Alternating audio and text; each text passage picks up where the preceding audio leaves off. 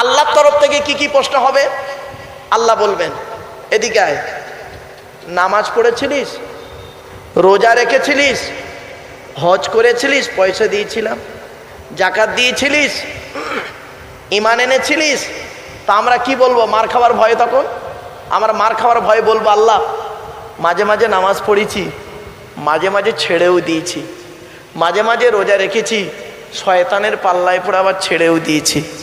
আপনি দয়ালু দয়াবান, আজকের দিনে কেউ আমার নেই। আল্লাহ বলবে, কেন? তা কার জন্য নামাজ ছাড়লি, কার জন্য রোজা ছাড়লি? আল্লাহ এত কাজের চাপ, এত কাজের চাপ, নামাজ পড়ার সময় পাইনি। তা আল্লাহ বলবে, কার মুখে খাবার জোগানোর জন্য অত কাজের চাপ তৈরি করলি? বউ, ছেলে মেয়ে, পিতা মাতা, তারা কই, তারা কই? তখন আমরা কি বলবো জানেন? আল্লাহ সব মুনাফিক, চিটিংবাজ, দুনিয়াতে ঝেড়েছে, আখিরাতে কেউ নেই, সব পালিয়েছে, সব পালিয়েছে, কেউ নেই। আল্লাহ বলবে, কেন?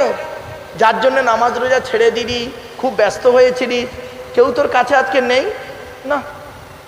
আল্লাহ আজকে যদি আপনি দয়ালু দয়াবান, আজকে যদি মাফ না করেন, আমার খুব খুব মার কপালে আছে।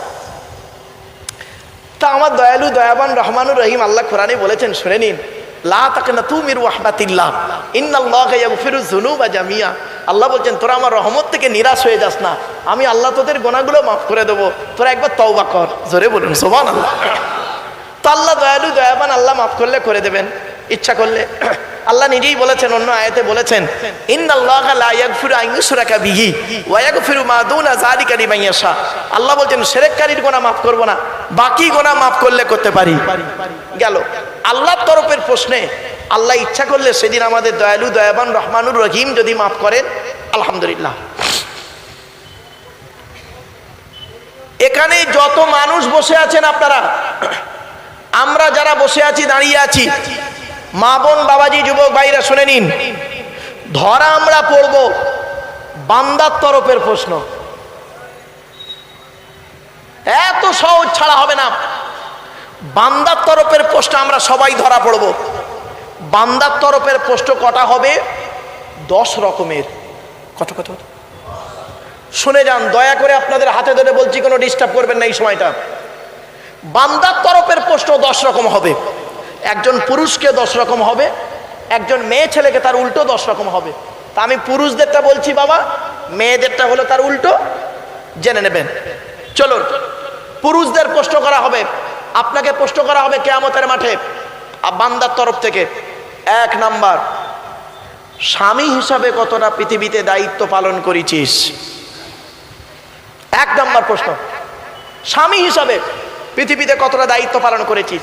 স্ত্রীর হক আদায় করেছিস? আল্লাহর নবী বলেছেন, এই স্বামীরা, তোমরা তোমাদের স্ত্রীদের কমসে কম জীবনে 17টা শিক্ষা দান করিও। কটা? 17টা শিক্ষা কমসে কম। কটা শিক্ষা দিয়েছেন স্ত্রীকে? একটাও তো দেননি। দয়া করে একটু শুনে যান, 2-4টে।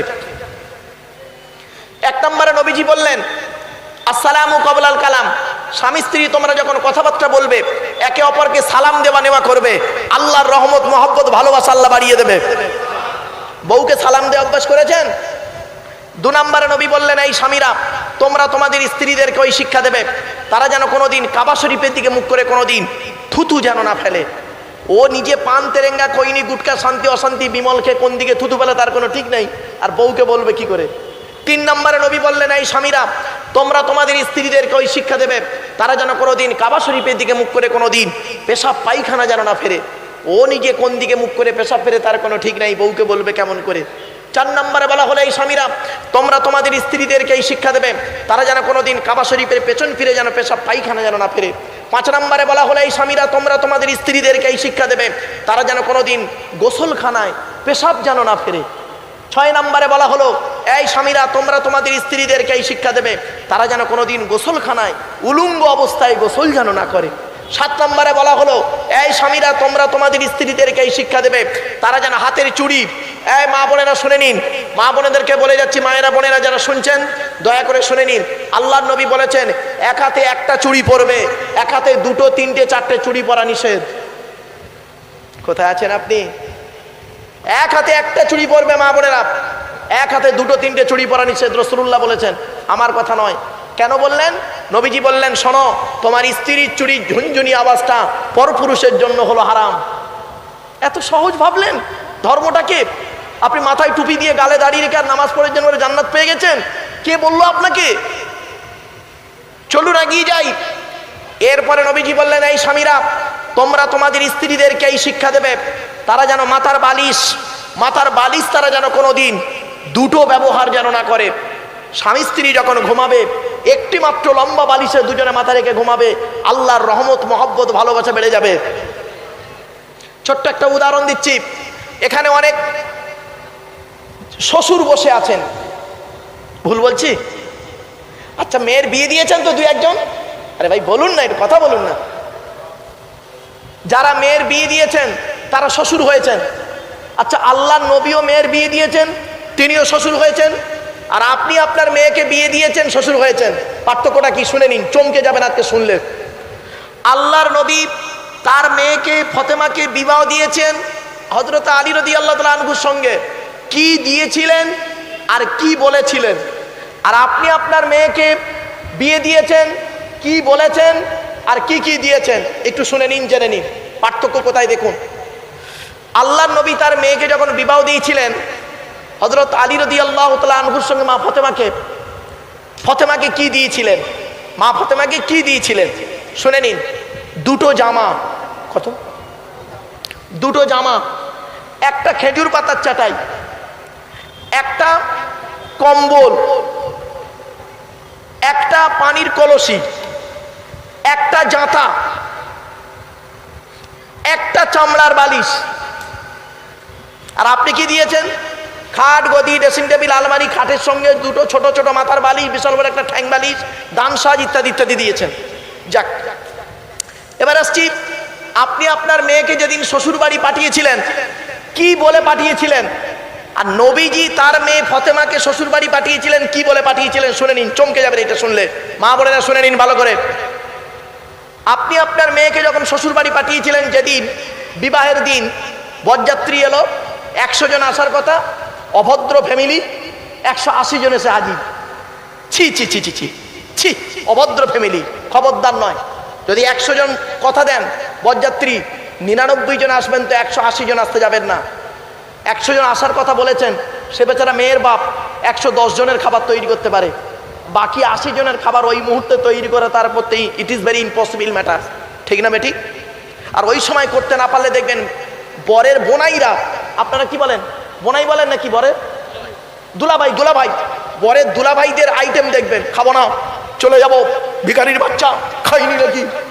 ছি ছি ছি ছি, কত ছোট লোক ঘরের মানুষ এখানেই প্রমাণ পাওয়া যায়।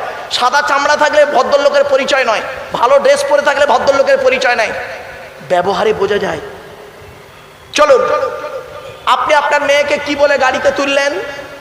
আপনার জামাই আপনার মেয়েকে নিয়ে গাড়িতে উঠছে, বরের গাড়িতে, সন্ধ্যাবেলা বিদায় হচ্ছে আপনার মেয়েটি ওর মায়ের গলা জড়িয়ে কাঁদলো, ভাই বোনের গলা জড়িয়ে কাঁদলো, অবশেষে বাপের গলা জড়িয়ে কাঁদছে। বাপ কি সান্ত্বনা দিচ্ছে দেখুন। আর নবীজি কি বলেছিলেন শুনুন। বাপ বলছেন মেয়েকে, কাঁদিসনি মা, কাঁদিসনি, আমরা কাল সকাল সকাল যাচ্ছি। তুই সকালবেলা গিয়ে কি করবি? তুই তো গিলে চলে আসবি। ভুল বললাম? শোনেন, আপনাদেরকে একটা কথা আমি জিজ্ঞাসা করছি, আপনাদের হাতে 2-2.5 ঘন্টা সময় হবে? হ্যাঁ, ইনশাল্লাহ 2-2.5 ঘন্টা সময় হবে তো? ঠিক আছে, আপনারা একটু ধীর স্থিরভাবে আমার আলোচনাটা করার সুযোগ দিন। আপনারা কথাগুলো একটু শ্রবণ করুন, আশা করি আপনাদের লস হবে না। এই আল্লাহর বিধান according to Islamic law, not only according to Indian law, according to Islamic law, একটা আইনের কেতাব। এই কোরআন আপনাকে ঠকাবে না, সংবিধানের কেতাব। কি নেবেন এই কেতাব থেকে বলুন? সবই রয়েছে এই কেতাবের ভিতরে, ডাইরেক্ট ইনডাইরেক্ট। কোরআনে বলা হয়েছে কোথায়? 14 নম্বর পারা 16 নম্বর পৃষ্ঠা 4 নম্বর লাইন, সূরার নাম সূরাই নাহলের 89 নম্বর আয়াতে আল্লাহ বলছেন, ওয়ানাজ্জালনা আলাইকাল কিতাবা তিবিয়ানাল লিকুল্লি শাইইন নবী তোমার উপরে আমি এই কিতাব অবতীর্ণ করেছি, আর পৃথিবীর সমস্ত জিনিসের বর্ণনা এই কিতাবের ভিতরে ডাইরেক্ট ইনডাইরেক্ট দলিল সহ আমি আল্লাহ পাঠিয়ে দিয়েছি। আপনারা কি নেবেন বলুন কোরআন থেকে? ভৌত বিজ্ঞান নেবেন? কোরআনে আছে। জীবন বিজ্ঞান নেবেন? কোরআনে আছে। জিওগ্রাফি নেবেন? কোরআনে আছে। হিস্টোরি নেবেন? কোরআনে আছে। অর্থনৈতিক জীবন, পারিবারিক জীবন, সাংসারিক জীবন, আর্থি লাইফ, আফটার লাইফ, কি নেবেন বলুন? রাজনৈতিক জীবন, সবই রয়েছে কোরআনের ভিতরে। এমন এক কিতাব। আল্লাহ পাক কি বলছেন বা দেখি, 15 নম্বর পারা 18 নম্বর পৃষ্ঠা 14 নম্বর লাইন, সূরার নাম সূরায়ে কাহাফ। আল্লাহ বলছেন, ওয়ালাকাদ সাররাফনা ফি হাযাল কুরআন লিন-নাস মিন কুল্লি মাসাল ওয়া কানাল ইনসানু আকসারা শাইইন জাদালা। এর বাংলা মানে কি? আল্লাহ বলছেন, আমি এই কোরআনের ভিতরে মানুষের জন্য পৃথিবীর সমস্ত জিনিসের বর্ণনা উদাহরণ সহ বলে দিয়েছি। বেশিরভাগ মানুষ তারা বোঝে না কোরআন। আল্লাহ বলছেন, আমি বলিনি, বেশিরভাগ মানুষ তারা কোরআন বোঝে না, তাই না বুঝে নিজেদের মধ্যে খালি মারামারি করে। কোরআন সঠিকভাবে বোঝে না, না বুঝে নিজেদের মধ্যে মারামারি করে। কিরকম মারামারি করে একটু খুলে বলি, রেগে যাবেন না কেউ বাবা। এ কোরআনকে নিয়ে গবেষণা করছে কারা? America, London, France, Britain, Japan, Jordan, Germany ঠান্ডা করে বসে বসে কোরআনকে নিয়ে গবেষণা চলছে। কারা করেছে? Humphry Davy, Michael Faraday, Einstein, Isaac Newton, doctor Maurice Bucaille, mister Cook, mister Jabiri, mister Campbell, Rajaram Mohan Roy, Ishwarchandra Vidyasagar, Rabindranath Tagore, Acharya Jagadish Chandra Bose, Francis Drake, Williams Keith Moore, Williams Harvey, Thomas, George Bernard, এরা কোরআনকে নিয়ে গবেষণা করলো। আমরা কিছু মৌলবি, সকলে নয়, আমরা কিছু মৌলবি সাহেব এই কোরআনটাকে নিয়ে কিভাবে ব্যবহার করলাম, কিভাবে ইউটিলাইজ করলাম দেখেন। তেল পড়া, পানি পড়া, ওয়াজ করা, খতম পড়া, তাবিজ মরা, ঘর বন্ধ করা, আর নিজেদের মধ্যে মারামারি করা। কিরকম মারামারি দেখুন, গোল টুপি, লম্বা টুপি, চেরা জামা, ফাড়া জামা, তবলিগ, ফুরফুরা, বেরেলি, ওয়াহাবি, জামাত ইসলামী, আহলে হাদিস, বুকে হাত বাঁধা, নাভির নিচে হাত বাঁধা, জোরে আমিন বলা, আস্তে আমিন বলা, মোনাজাত করা না করা, কিয়াম করা না করা, 20 রাকাত তারাবি পড়া, 8 রাকাত তারাবি পড়া, দোয়া করা না করা, এ ওর বলে কাফের, ওর বলে কাফের। ঠিক না বে ঠিক? আপনারা সাধারণ মানুষ কোথায় যাবেন বলুন তো দেখি? আজ আমার স্কুলের হেডমাস্টার আজই বলছিলেন, সই করতে গেছি আমি যখন, আমাদের অ্যারাইভাল ডিপারচার হয় প্রত্যেক স্কুলেই হয়, তো আমি বসেছি হেডমাস্টারের সামনে। হেডমাস্টার আমাকে বলছে, মারু এই ইসলাম ধর্মটা কি এই রকম সাধারণ মানুষের ব্রেনটাকে বিকৃতি করে দেয়? বললাম, কেন স্যার হঠাৎ আপনি এরকম প্রশ্ন করলেন কেন? বলছে, আমি ফজরের নামাজ পড়তে গিয়েছি, গিয়ে দেখি বিশাল মারামারি। কি নিয়ে মারামারি? একদল বলে বুকে হাত বাঁধতে হবে, একদল বলে নাভির নিচে হাত বাঁধতে হবে। এই নিয়ে তর্ক বিতর্ক, সে কি পেরেশান। তাই বললাম, স্যার আপনি দয়া করে ওই সব জিনিসে না গিয়ে আপনি আল্লাহর কোরআন এবং নবীর হাদিসগুলো একটু ফলো করুন, দেখবেন স্যার সমস্যার সমাধান হয়ে যাবে। এজন্য আমি আপনাদেরকে হাতে ধরে বলছি, বাবা এমন কিছু আলোচনা আমাদের এখানে না করা ভালো, যে আলোচনা করলে আপনাদের মধ্যে বিভেদ তৈরি হবে, আপনি বুঝতে পারবেন না, সেরকম আলোচনা একজন বক্তার না করাটাই উত্তম। ঠিক না বে ঠিক বাবা? এমন কিছু আলোচনা করা উচিত যাতে করে সাধারণ মানুষ আগামী দিন কিভাবে চলবে, আগামী দিন কিভাবে চলবে, ইহকালে কিভাবে থাকবে চলবে, পরকালে গেলে তার কি হবে, সেইগুলো নিয়ে তুলে ধরা ভালো। আর নিজেদের মধ্যে বিভেদ না করে ইসলামের বাণী, কোরআনের বাণী শান্তির মধ্য দিয়ে প্রচার করাটাই উত্তম। ঠিক না বে ঠিক? তো আমার বাপেরা, আমি আপনাদেরকে অনুরোধ করছি, আপনারা দূর দূরান্ত থেকে এসেছেন, জ্ঞানী গুণী বুদ্ধিজীবী মানুষ। আগেই আপনাদের বলি, আমি তেমন কোনো বড় আলেম নই, তেমন কোনো বড় বক্তা নই বাবা। আমি মনে করি আমার জ্ঞানটা হলো সীমিত কিছু বই পুস্তক অক্ষর সিলেবাসের জ্ঞান। আপনাদের জ্ঞানগুলো হলো বিভিন্ন রকম কোয়ালিটি কোয়ান্টিটি বক্তার বক্তব্য শোনা জ্ঞান। তা আমি মনে করি আপনাদের জ্ঞানগুলো হলো প্রশান্ত মহাসাগরের মতো জ্ঞান, আর প্রশান্ত মহাসাগরের উপরে ছোট্ট একটা কলসির মতো আমার জ্ঞান। আমি আপনাদের জ্ঞান দিতে এসেছি, এটা যেন কোনো দিন ভাববেন না আমি আপনাদের জ্ঞান দেওয়ার ক্ষমতা রাখি নাই বাপ। পেশাগত দিক থেকে আমি একজন উচ্চ মাধ্যমিক হাই মাদ্রাসার শিক্ষক, কলেজ এবং ইউনিভার্সিটির ছেলে মেয়েও পড়াই। কাজে কাজে আমি একজন ছাত্র, আমি এখনো একজন ছাত্র, তওরাতের একজন ছাত্র, ইঞ্জিলের একজন ছাত্র, জবুরের একজন ছাত্র, শ্রীমতী ভগবত গীতারও একজন ছাত্র, দি হলি কোরআনের আমি একজন ছাত্র। তো এই 5টা ধর্মের ছাত্র হিসাবে আজ আপনাদের কাছে এসেছি। আল্লাহ আনিয়েছেন টু দি পয়েন্টের উপরে কিছু একটু আলোচনা করার জন্য বাপ। যদি ভুল ভ্রান্তি হয়ে থাকে আল্লাহর রাস্তায় আমাকে মাফ করবেন, আর আমার কথার মধ্যে যদি ভুল হয়ে থাকে আমাকে ভুলটা ধরিয়ে দেবেন বাবা, আমি খুব খুশি হব। কারণ যেহেতু ছাত্রেরই ভুল হয়, আপনারা অনেক জ্ঞানী মানুষ, বিভিন্ন কোয়ালিটি কোয়ান্টিটি বক্তার বক্তব্য শোনা মানুষ, বয়োজ্যেষ্ঠ মানুষ আছেন বাবা। তাই আমি আপনাদের কাছে আলোচনার শুরুতেই আমি আবেদন নিবেদন করে নিলাম, दीन मिला ईमान मिला पढ़ने के लिए कुरान मिला, जो कुछ देने का था सब कुछ दिलवा दिया कमली वाले ने, कलेमा तय्यबा ला इलाहा इल्लल्लाह। একটু বলেন লা ইলাহা ইল্লাল্লাহ, লা ইলাহা ইল্লাল্লাহু মুহাম্মাদুর রাসূলুল্লাহ সাল্লাল্লাহু আলাইহি ওয়াসাল্লাম। মুহাম্মাদুন বাশারুন এর বাংলা মানে কি? মুহাম্মদ সাল্লাল্লাহু আলাইহি ওয়াসাল্লাম হলেন একজন মানুষ। মুহাম্মাদুন বাশারুন, মুহাম্মদ সাল্লাল্লাহু আলাইহি ওয়াসাল্লাম হলেন একজন মানুষ। তবে হ্যাঁ, লাইসাকাল বাশারি, আমার আপনার মতো কোয়ালিটি কোয়ান্টিটির মানুষ তিনি ছিলেন না।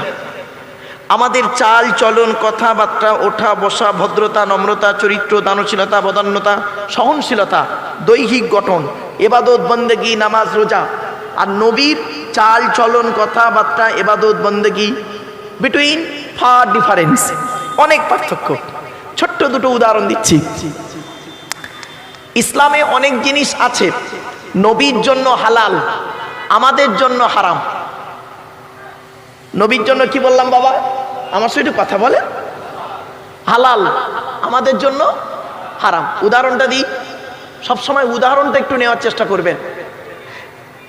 ইসলামে আছে নবীর জন্য হালাল, আমাদের জন্য হারাম। উদাহরণটা দিচ্ছি, দেখেন। ইসলামে আছে উম্মতের স্ত্রীকে বিবাহ করা নবীর জন্য হালাল, কিন্তু নবীর স্ত্রীকে বিবাহ করা উম্মতের জন্য হারাম। আমি কি বোঝাতে পারলাম বাবা? মানে উম্মতের স্ত্রীকে নবী বিয়ে করতে পারে, কিন্তু নবীর স্ত্রীদের উম্মতের বিয়ে করা হারাম। তাহলে বোঝা গেল কি? নবীর জন্য হালাল, আমাদের জন্য হারাম। এজন্য আপনাদেরকে বলছি, আর একটা উদাহরণ দিচ্ছি দেখুন। ইসলামে আছে কোরআনের 4 নম্বর পারা বা খণ্ডে 16 নম্বর পৃষ্ঠার 12 নম্বর লাইনে সূরার নাম সূরা নিসার 3 নম্বর আয়াতে বলা হয়েছে, এতিমদের মধ্য থেকে তোমরা 2, 3 অথবা 4টে বিবাহ করতে পারো। ফাইন খিফতুম আল্লাহ তাআদিলু ফাওয়াহিদাতান, যদি তোমাদের ভয় হয় স্ত্রীদের মাঝে ন্যায় বিচার করতে পারবো না, তাহলে একটা বিয়ে করো। তাহলে বোঝা গেল কি? একজন মুসলিম সর্বাধিক 4টা বিবাহ করতে পারে, সর্বনিম্ন একটা বিবাহ করতে পারে।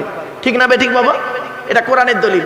কিন্তু আমার আপনার নবী মুহাম্মদ সাল্লাল্লাহু আলাইহি ওয়াসাল্লাম কি করলেন? 4-এর অধিক বিবাহ করলেন। তার দলিলটা কোথায় আছে? কোরআনে। এই কোরআনই আছে 22 নম্বর পারার 3 নম্বর পৃষ্ঠার 9 নম্বর লাইনে সূরার নাম সূরা আহজাবের মধ্যে আল্লাহ বলছেন, নবী তোমার কাছে যদি কোনো মহিলা এসে নিজেকে হেবা করে, উৎসর্গ করে, তুমি তাকে দাসীর মর্যাদায় না রেখে স্ত্রীর মর্যাদায় রাখবে।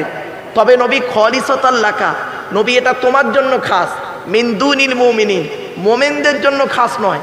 তাহলে বোঝা গেল কি? নবীর জন্য যত খুশি তত, আমাদের জন্য যত খুশি তত নয়। নবীর জন্য আনলিমিট, আমাদের জন্য লিমিট। এজন্য বাবা সব ক্ষেত্রে নবীর সঙ্গে আপনি তুলনা করতে যাবেন না।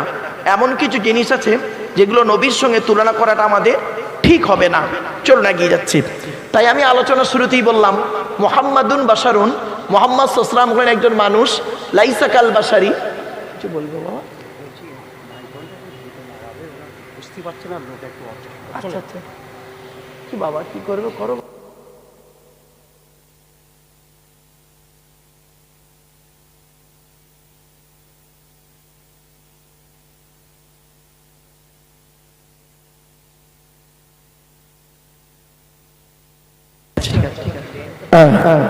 এবারে ঠিক আছে, আমি বুঝতে পারি তার মানে ও বেচারা না এইরাম করে দিয়েছে, যার ফলে আওয়াজটা এইভাবে চলে যাচ্ছে। চলেন এবারে আপনারা বুঝতে পারছেন বাবা আমার কথা? আমার কথা বুঝতে না পারলে আমাকে বলবেন ডাইরেক্ট। শুনে নিন, আল্লাহর নবী ওয়াজ করতেন। কবে ওয়াজ করতেন? হাদিসটা শুনে নিন। হাদিসটা কোথায় আছে? বুখারী শরীফে হাদিসটা আছে, মেশকাত বলে একটা কিতাব আছে, হাদিসের কিতাব, তাতেও আছে। রাবীর নাম কে? হাদিসটা বর্ণনা করছেন কে? আব্দুল্লাহ ইবনে মাসউদ রাদিয়াল্লাহু তাআলা আনহু। তিনি বলছেন, নবীর সাহাবী, তিনি বলছেন আল্লাহর নবী বৃহস্পতিবার দিনগত রাতে এশার নামাজের পরে সাহাবীদেরকে নিয়ে গায়ে গায়ে বসে টু দি পয়েন্টের উপরে নবীজি আমাদের ওয়াজ করে শোনাতেন। জোরে বলো। কটা পয়েন্ট? বৃহস্পতিবার রাত, দিনগত রাত, এশার নামাজের পর নবীজি সাহাবীদেরকে নিয়ে গায়ে গায়ে বসে, ছড়িয়ে ছিটিয়ে নয়, গায়ে গায়ে বসে কিভাবে ওয়াজ করতেন নবীজি? টু দি পয়েন্টের উপরে বুঝিয়ে বুঝিয়ে বলতেন। এইভাবে নবীর ওয়াজ ছিল। কিন্তু বর্তমানে আমরা সেইভাবে আলোচনা করি না, যার ফলে জনগণ বুঝতেও পারে না আর নিজেদের মধ্যে ঝামেলা পাকিয়ে দেয়। তাহলে ওয়াজের মূল দিন, আসল দিন কোন, উত্তম দিন কোনটা হলো? বলুন বলুন। বৃহস্পতিবার দিনগত রাত। সময়টা কখন? এশার নামাজের পর। 3 নাম্বার, নবীজি সাহাবীদেরকে নিয়ে ওয়াজ করতেন। কেমন ভাবে বসতেন সাহাবীরা? গায়ে গায়ে বসতেন। কিন্তু দুঃখের বিষয়, আপনাদেরকে আমি রিকোয়েস্ট করলাম, আপনারা গায়ে গায়ে বসলেন না, ছড়িয়ে ছিটিয়েই রইলেন। আমার বাপেরা, কোরআন কি বলছে দেখি। কোরআনে আল্লাহ পাক বলছেন 28 নম্বর পারা 2 নাম্বার পৃষ্ঠা 13 নাম্বার লাইন, সূরার নাম সূরা মুজাদালার 11 নাম্বার আয়াতে আল্লাহ বলছেন, ইয়া আইয়ুহাল্লাযীনা আমানু ইযা ক্বিলা লাকুম তাফাসসাহু ফিল মাজালিসি ফাফসাহু ইয়াফসাহিল্লাহু লাকুম ওয়া ইযা ক্বিলা আনশুযু ফানশুযু ইয়ারফাইল্লাহু লাকুম। সহজ সরল বাংলা মানেটা কি? আল্লাহ বলছেন, হে ঈমানদার বান্দাগণ, মজলিসের ভিতরে যখন ফাঁকা জায়গায় তোমাকে পূরণ করতে বলা হবে, তখন তুমি সামনের ফাঁকা জায়গাটা পূরণ করে গায়ে গায়ে বসবে। ফাঁকা জায়গায় ফাঁকা রাখলে শয়তান ওখানে বসবে, কানে কানে কুমন্ত্রণা দেবে।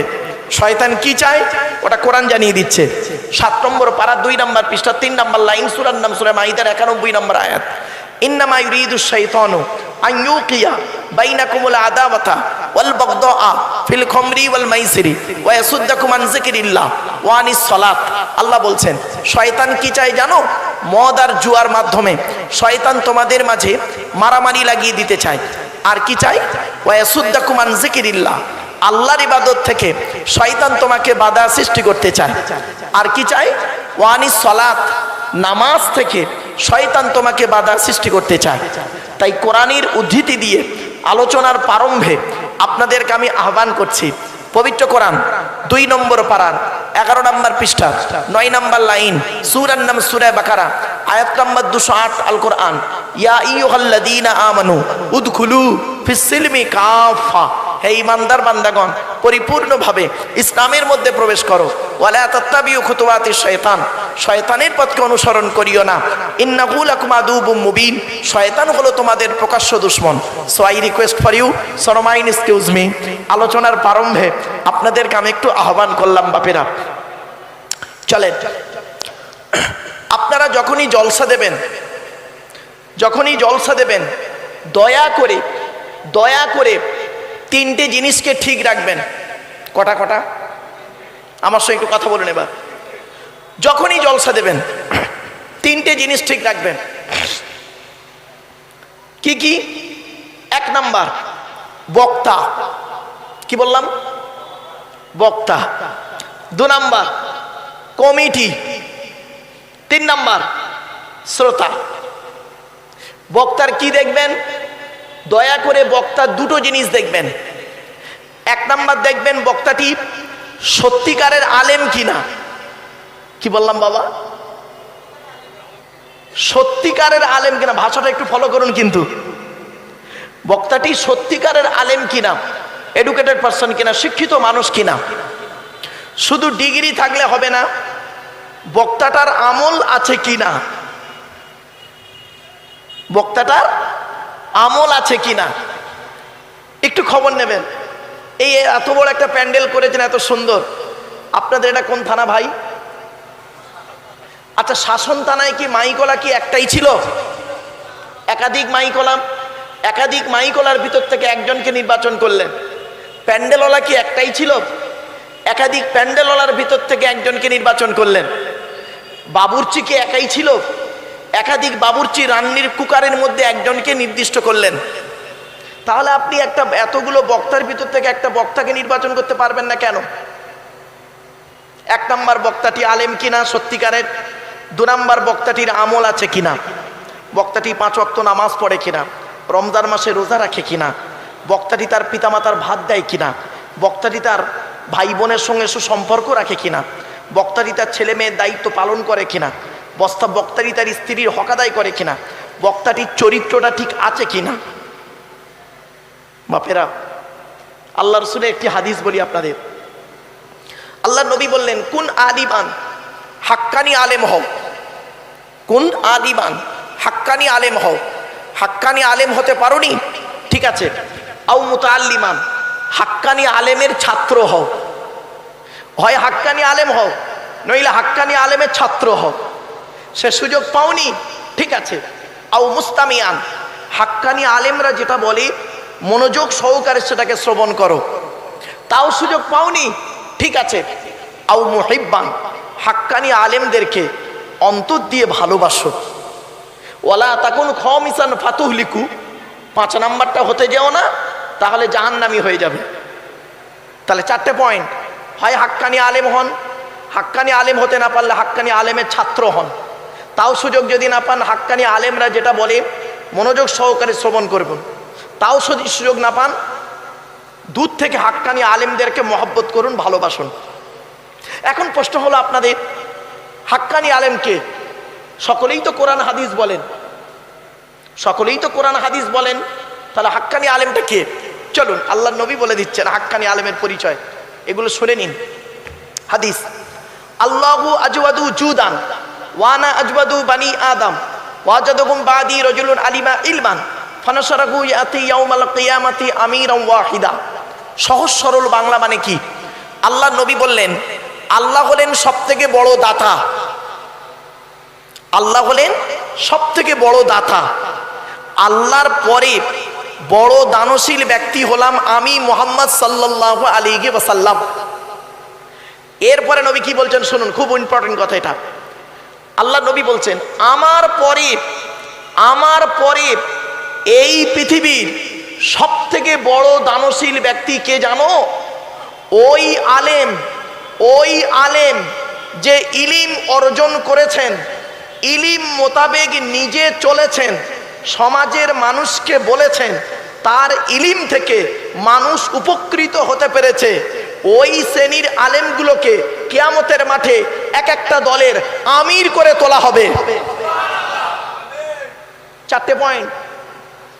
4টে পয়েন্ট হলো, ইলিম অর্জন করেছেন, ইলিম মোতাবেক নিজে চলেছেন, সমাজের মানুষকে বলেছেন, তার ইলিম থেকে মানুষ উপকৃত হতে পেরেছে।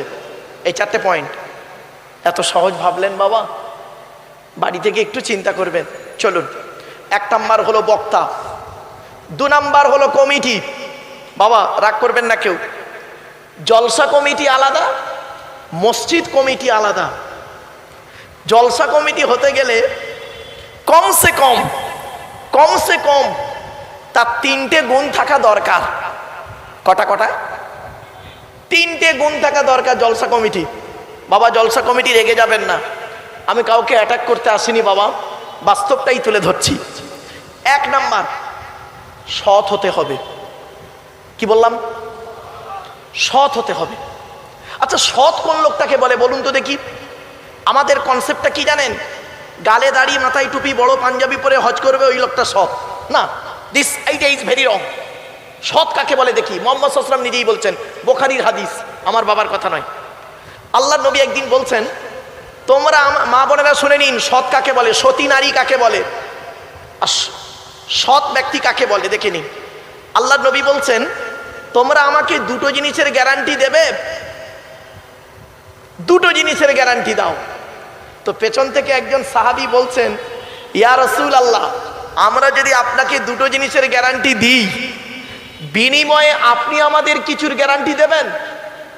নবীজি বললেন, হ্যাঁ হ্যাঁ, তোমরা যদি আমাকে দুটো জিনিসের গ্যারান্টি দাও, আমি মুহাম্মদ সাল্লাল্লাহু আলাইহি সাল্লাম তোমাদের জান্নাতের গ্যারান্টি দিয়ে দেবো। সাহাবীরা বললেন, বলুন বলুন দুটো জিনিস কি? নবীজি বললেন, এক নাম্বার, দুই ঠোঁটের মাঝখানে এই জিভের গ্যারান্টি দাও। হারাম খাবার খাওয়া থেকে জিভটাকে ঠিক করো, বাজে ভাষা বলা থেকে জিভটাকে ঠিক করো, পরনিন্দা পরচর্চা করা থেকে জিভটাকে ঠিক করো। এক নাম্বার জিভের গ্যারান্টি দাও, দুই ঠোঁটের মাঝখানে। আর দু নাম্বারটা খুব ইম্পর্টেন্ট, কি? দুই রানের বীজখানে, দুই রানের বীজখানে লজ্জাস্থানের গ্যারান্টি দাও। দুই ঠোঁটের মাঝখানে, দুই রানের বীজখানে, এই দুটো জিনিসের গ্যারান্টি তোমরা আমাকে দাও, আমি তোমাদের জান্নাতের গ্যারান্টি দিয়ে দেবো। যান বাড়ি চলে যান, গিয়ে দেখবেন হয় ভদ্রলোকের নিচে খারাপ, নয় ভদ্র ছিদ্রের মাধ্যমে ফেরেশতার দ্বারা আল্লাহ পাক আত্মা বের করে নেয়। কি আশ্চর্য! 9টা ছিদ্র কি শুনে নিন, দুই চোখ, দুই নাক, দুই কান, একটা গাল, 7টা, হ্যাঁ 7টা, সামনে পেছনে, এই 9টা ছিদ্র। কত মানুষ মরে গেছে দেখবেন আপনাদের এলাকায়, কি নারী কি পুরুষ, লোকটা মরে গেছে, পেশাব ফিরে ফেলেছে, বুঝে নেবেন আত্মাটা ওর পেশাবের রাস্তা দিয়ে বেরিয়ে গেছে, কোনোদিন মাথায় ঢুকে নিয়ে সব। লোকটা মরে গেছে, পায়খানা ফিরে ফেলেছে, বুঝে নেবেন আত্মাটা ওর পায়খানা রাস্তা দিয়ে বেরিয়ে গেছে। লোকটা মরে গেছে, চোখটা চেয়ে আছে। লোকটা মরে গেছে, গালটা হাঁ করে আছে। লোকটা মরে গেছে, ঘাটটা বেঁকে আছে, হাতটা খিঁচে আছে। লোকটা মরে গেছে, দেখলে মনে হবে লোকটা ঘুমিয়ে আছে। কিভাবে মরতে চান তেগরিয়ার মানুষ? ঈমান নিয়ে যদি কবরে যেতে চান, দয়া করে এই আলোচনাগুলো শুনে কাল থেকে প্র্যাকটিক্যাল করে যান। অনুরোধ করে বলে যাচ্ছি, ঈমানের সঙ্গে মৃত্যুটাই হলো সব থেকে বড় জিনিস। আপনি এখানে বসে বসে চিন্তা করুন, করোনার সময় কত লোকের জানাজা হয়নি, ঠিক না বেঠিক? করোনার সময় কত লোকের জানাজা হয়নি, মাটিও হয়নি ঠিক মতো। আপনি এখানে বসে ভাবুন, আমার জানাজা হবে তো, আমার লাশটা পাওয়া যাবে তো? যদি বাই চান্স প্লেনে যেতে গিয়ে যদি পুড়ে ছাই হয়ে যায়, যদি কারেন্ট শর্টকে পুড়ে ছাই হয়ে যায়, যদি আগুন লেগে চলে যায়, নদী পার হতে গিয়ে যদি ডুবে যায়, যদি জঙ্গলে বাঘে খেয়ে ফেলে, পাওয়া যাবে তো? বাড়িতে ভাববেন, এখানে বসে ভাবুন। চলুন নাকি আমার রসুল সাহাবীদেরকে এইভাবে ওয়াজ করে শোনাতেন, আর সাহাবীরা এইগুলো চিন্তা করে করে ভাবতেন, ইস আমি কি করেছি, আমার জীবনটা কি হয়ে গেল, আমার জীবন কি হয়ে গেল, এই বলে তারা কাঁদতেন আর চিন্তা করতেন। এখন তো এসব ওয়াজ হয় না, এখন যে বক্তা যত টান দেবে আর যে যত কাহিনী বলবে, সে সত্য বলুক আর মিথ্যা বলুক, ওতেই দেখবেন শ্রোতা খুব ভালো আর শ্রোতার মন জয় হবে। হেভি বক্তা। বাবা, বাস্তবটাই বলে যাচ্ছি, আমার আওয়াজ নিয়ে আপনারা গবেষণা করবেন না, আমার ওয়াজ নিয়ে গবেষণা করুন। আওয়াজ আর ওয়াজ দুটো কিন্তু আলাদা। চলো, এরপরে আল্লাহ বলছেন, তো দেহের মধ্যে আমি 3টে জিনিস দিয়েছি আলাদা। কটা? আমাদের দেহের মধ্যে 3টে জিনিস আলাদা। 1 নাম্বার, ব্লাড গ্রুপ আলাদা, ব্লাড গ্রুপ আলাদা। এজন্য আমি বক্তব্য রাখতে গিয়ে বলি, ভারতবর্ষ, নেপাল, বাংলাদেশ এবং বিভিন্ন কলেজ ইউনিভার্সিটিতে লেকচার দিতে গিয়ে আমি কথাগুলো বলি যে আপনারা হিন্দু মুসলিম খবরদার ঝগড়া মারামারি করবেন না। হিন্দু মুসলিম কাঁধে কাঁধ মিলিয়ে চলবেন পৃথিবীতে চলতে গেলে। কেন? মনে রাখবেন, সৃষ্টিকর্তার আরাধনা উপাসনা পদ্ধতিটা আমাদের আলাদা হতে পারে। মানুষ হিসেবে এই প্রত্যেকেই কিন্তু আমরা সবাই আদমের সন্তান, ঠিক না ঠিক? আপনারা কি জানেন, একটা হিন্দুর রক্তের ভিতরে মুসলমানদের রক্ত আছে, আর মুসলমানদের রক্তের ভিতরে হিন্দুদের রক্ত আছে। প্রমাণটা দেব। আপনাদের এলাকায় ব্লাড ডোনেশন ক্যাম্প হয়, রক্তদান শিবির। আচ্ছা, ব্লাড যখন নেওয়া হয় তখন বলা হয় নাকি এই ও হিন্দু ওর রক্ত আলাদা কর, আলাদা কর, ও মুসলিম ওর রক্ত আলাদা কর, বলে নাকি? আরে ব্লাডের মধ্যে কাস্টের কোনো ডিভাইডেড থাকে না, ব্লাডের মধ্যে কালারের কোনো ডিভাইডেড থাকে না, ব্লাডের মধ্যে জেন্ডারের কোনো ডিভাইডেড থাকে না, ব্লাডের মধ্যে গ্রুপের ডিভাইডেড করা হয়। ব্লাডের 4টে গ্রুপ, কটা কটা কটা 4টে group, A B, A B আর ও। আবার বলছি, এখানে অনেক মানুষ বসে আছেন যার নিজের ব্লাড গ্রুপটা নিজেই জানে না, ঠিক না ঠিক? বয়স হয়ে গেল, ওর নিজের ব্লাড গ্রুপটা নিজেই জানে। আফসোস। এ বি, এ বি আর ও প্রত্যেকটার মাইনাস প্লাস। একটা হিন্দু রক্তের ভিতরে 3টে জিনিস পাওয়া যায়, লোহিত কণিকা, শ্বেতকণিক, অনুচক্রিকা, as a same, no difference. একটা মুসলমানের রক্তের ভিতরে ওই 3টেই পাওয়া যায়। কিসের হিন্দু কিসের মুসলিম মারামারি করেন? হে হিন্দু, হে হিন্দু, তুমি মন্দিরে গিয়ে যাকে ঈশ্বর বা ভগবান বলে ডাকো তাকে জীবনে মন্দিরে পাবে না। হে খ্রিস্টান, গির্জায় গিয়ে যাকে গড বলে ডাকো তাকে জীবনে গির্জায় পাবে না। হে মুসলমান, গালে দাড়ি মাথায় টুপি নিয়ে মসজিদে যাকে আল্লাহ আল্লাহ আল্লাহ আল্লাহ বলে ডাকো, ও আল্লাহকে মসজিদে পাবে তো? চলুন, 3 ধর্মের মানুষ আমরা সৃষ্টিকর্তা আল্লাহকে খুঁজতে বেরোই। আল্লাহ নিজেই বলছে আমাকে খুঁজতে যেতে হবে না। আল্লাহ নিজেই বলছে আমাকে খুঁজতে যেতে তোদের হবে না। আমি কোথায় আছি জানিস? এই কোরআনে লেখা আছে, শুনে নি আল্লাহ কোথায় আছে। ওয়ালাকাদ খলাকনাল ইনসানা ওয়া না'লামু মা তুওয়াসবিসু বিহি নাফসুহু ওয়া নাহনু আকরাবু ইলাইহি মিন হাবলিল ওয়ারিদ। 26 নম্বর পারার 18 নম্বর পৃষ্ঠার 1ম নম্বর লাইন, সূরার নাম সূরা কফের 15 নম্বর আয়াত। সহজ সরল বাংলা মানেটা কি? আল্লাহ বলছেন, হে মানব জাতি, হে মানব জাতি, তোদের সৃষ্টি করেছি, তোদের মনের মধ্যে ভালো মন্দ যা কিছু আছে সব আমি আল্লাহ জানি। তোরা কোনোদিন ভাববি না আমি আল্লাহ অনেক দূরে। না না না, আমি আল্লাহ তোর ঘাড়ের শিরারও নিকটবর্তী। একবার অন্তরে অন্তঃস্থল থেকে আমাকে আল্লাহ বলে ডাক দে, আমি আল্লাহ তোরও ডাকে সাড়া দেব।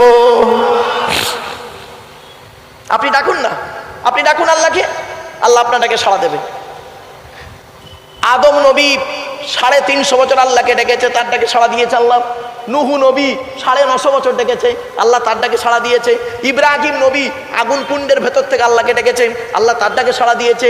ইউনুস নবী মাছের পেটের ভিতর থেকে আল্লাহকে ডেকেছে, আল্লাহ তার ডাকে সাড়া দিয়েছে। আইয়ুব নবী 18 থেকে 20 বছর রোগের ভিতর থেকে আল্লাহকে ডেকেছেন, তার ডাকে আল্লাহ সাড়া দিয়েছেন। শুধু তাই নয়, ইউসুফ নবী কুয়ার ভেতর থেকে ডেকেছেন, আল্লাহ তার ডাকে সাড়া দিয়েছেন। মুসা নবী সামনে নদী পেছনে শত্রু, আল্লাহকে ডেকেছেন, আল্লাহ তার ডাকে সাড়া দিয়েছেন। ঈসা নবী 12 জন লোককে নিয়ে ঘরের ভিতরে বসেছিল, ওনাকে যেদিন খুন করা হবে পরিকল্পনা হয়েছিল, ঘরটা চারিধারে ঘিরে ফেলেছে, ওনার সঙ্গে ছিল 12 জন ব্যক্তি, মনে রাখবেন 12 জন ব্যক্তি।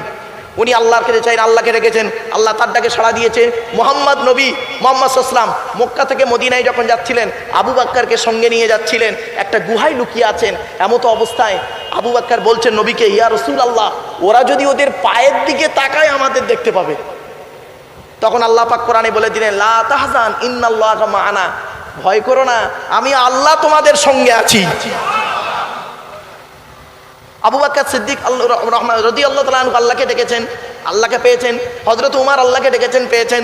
উসমান গনি, আলী, ইবনে মাসুদ সকলে আল্লাহকে ডেকেছেন, পেয়েছেন। বড় পীর আব্দুল কাদের জিলানী রাহমাতুল্লাহ আলাইহি, খাজা মুঈনুদ্দিন চিশতি আজমিরি রাহমাতুল্লাহ আলাইহি 100% পারফেক্ট ঈমান নিয়ে আল্লাহকে ডেকেছে। আপনি পাবেন না কেন? কে বলেছে আপনি পাবেন না? আপনি ডেকেছেন, ডাকার মতো ডাকেননি। মনে রাখবেন, 3টে জিনিস যখন